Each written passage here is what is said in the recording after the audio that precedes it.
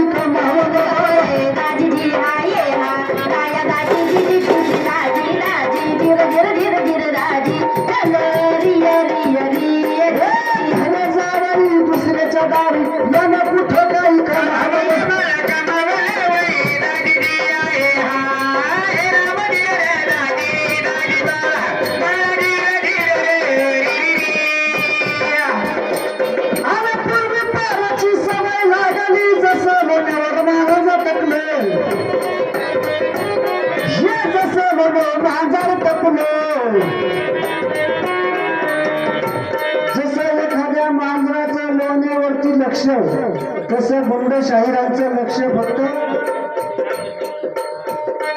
बक्षीस आणि आलेल्या सगळ्या माणसांची नावं घेण्यात गाडी मोठी होती असं बऱ्याच मंडळींचं म्हणणं आहे, ग्रामस्थांचं म्हणणं आहे.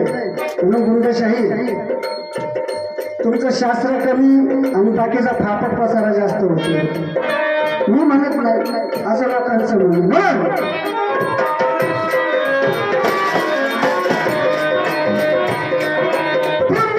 ही सवय लागली जसं लोणं भांजार टपले,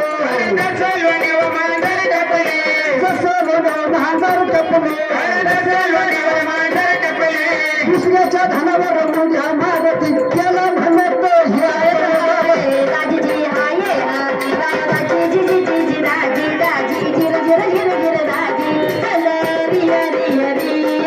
दुसऱ्याच्या धनावर मुंड्या मारती त्याला म्हणती हे आपल्या.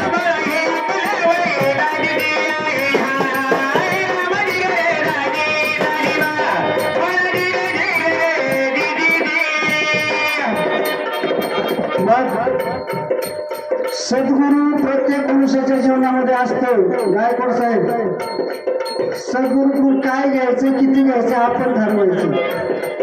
गुणगशाळांचे सद्गुरू सावळेराम बाबा कर्जुले, त्या माणसाने चांगल्या पद्धतीचं नाव कमावलं, नाव लौकिक केलं. परंतु त्या कवीने काय म्हटलं,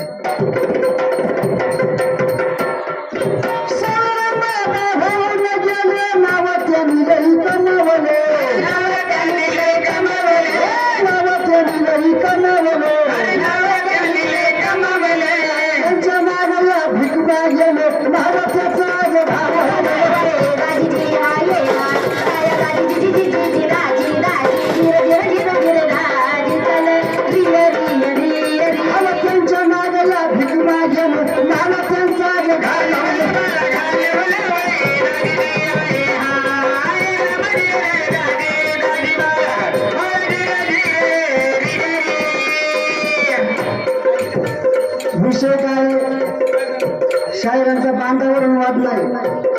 बांधण काय साहेब तत्वाचं आहे, शास्त्राचं आहे. परंतु तुम्ही जर खरं असून जर मान्य करत नसाल,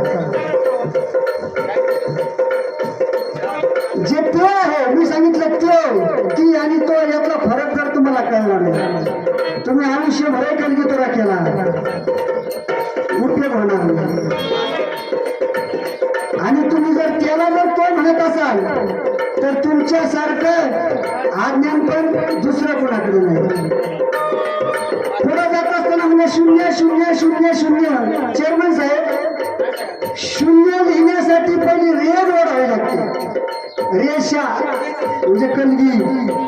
आणि गुंडशाहिराने किती छाती झोडून सांगितलं, उराला वाळू लावून सांगितलं मी मान्य करणार नाही.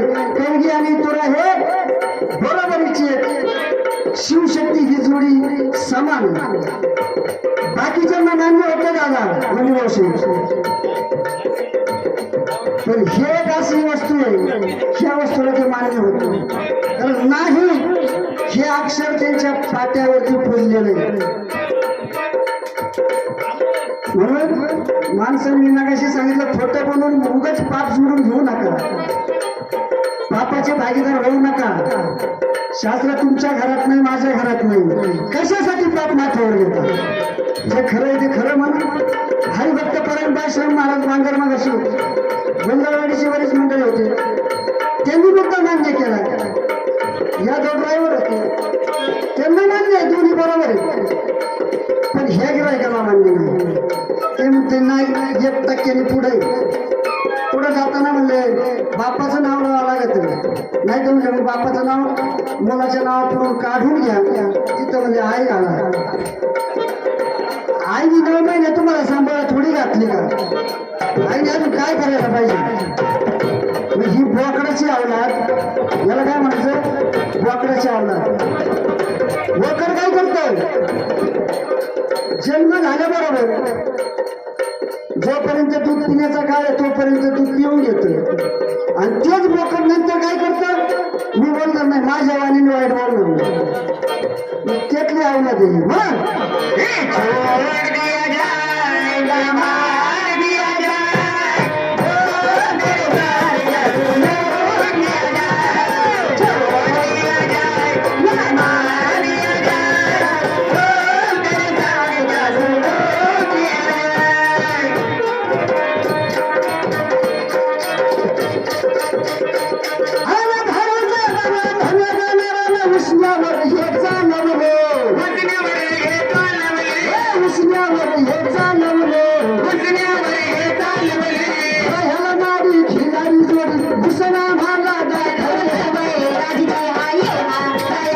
Ji ji ji